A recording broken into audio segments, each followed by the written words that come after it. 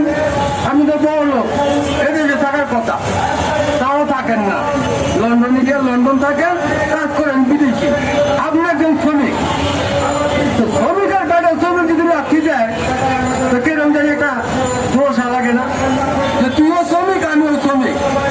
নাহলে তুই একটু বড় চাকরি করে টাকা পয়সা কামাস, আর রিক্সা যারা চালায় তারা কম টাকা কামায়।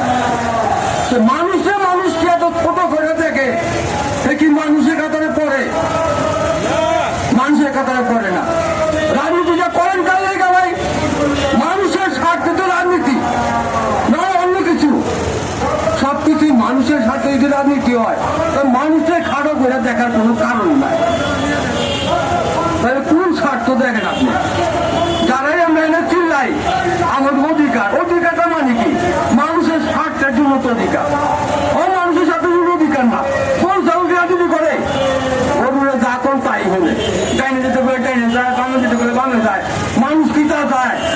মানুষ তো একটু বোঝে, জ্ঞান দিচ্ছাও যায়। আমি ডাইনে যাবো কেন, আমি যখন পাই চিন্তা ভাবনা করে মানুষ কাজ যায়। আজকের দেশের অবস্থা, মানুষের প্রতি কোনো দরদ নাই। কারে কে ঠকাইব, কারে কে জিতাইব চিন্তা ভাবনা করে এইভাবে করছো। মানুষ এত খারাপ জীবনে, মানুষের মতো এরকম খারাপ আর নাই মনে হয় পৃথিবীতে। আমার তো মনে তুমি ঘৃণা লাগে।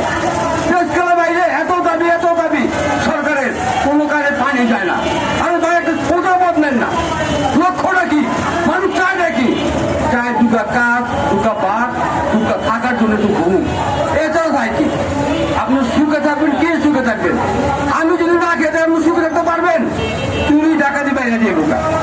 সিলেটের 30,000 মানুষ কাজ নাই, আমার ফাঁকা উঠাই দিবেন।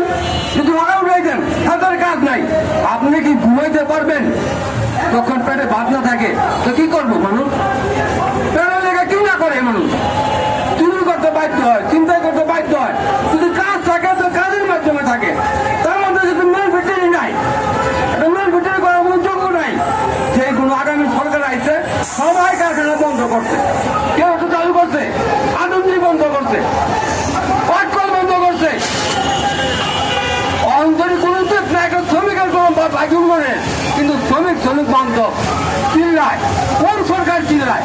সব সরকারেই দাবাই রাখবার চেষ্টা করে। এই বলে আমার বক্তব্য শেষ করলাম। আল্লাহ হাফেজ।